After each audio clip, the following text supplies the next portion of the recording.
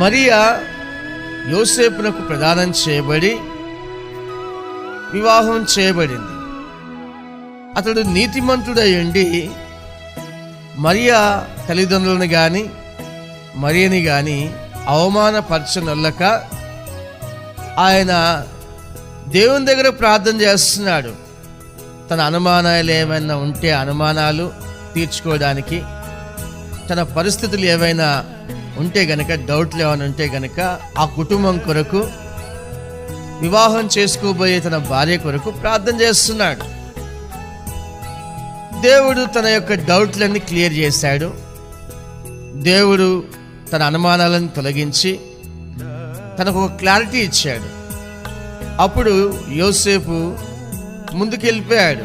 వివాహం జరిగింది. వారి దాంపత్య జీవితం చక్కగా ఉండింది.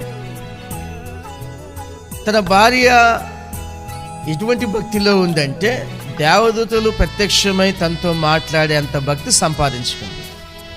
అదేవిధంగా యోసేపు కూడా ఎలాంటి భక్తి సంపాదించుకున్నాడంటే, దేవదూతలు ప్రత్యక్షమై తనకున్న అనుమానాలను తీర్చే విధంగా తన యొక్క ప్రార్థనా జీవితం ఉండింది.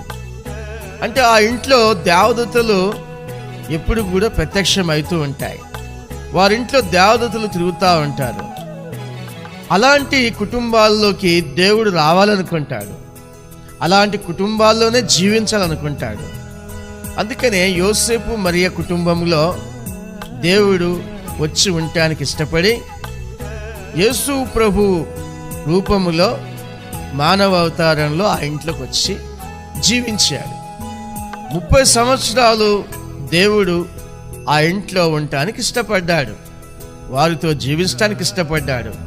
కారణం ఏంటంటే, వారు దేవుని సామ్రాజ్యాన్ని కట్టేవారిగా, దేవుని మందిరాన్ని నిర్మించేవారిగా, వారు దేవుని ఇల్లంతట్లో నమ్మకస్తులుగా ఉండాలనే అభిప్రాయం కలిగిన వారు అలా జీవించారు. వారి ప్రవర్తన, వారి మాటలు, వారి నిర్ణయాలు, వారి త్యాగం అలాగ ఉండింది.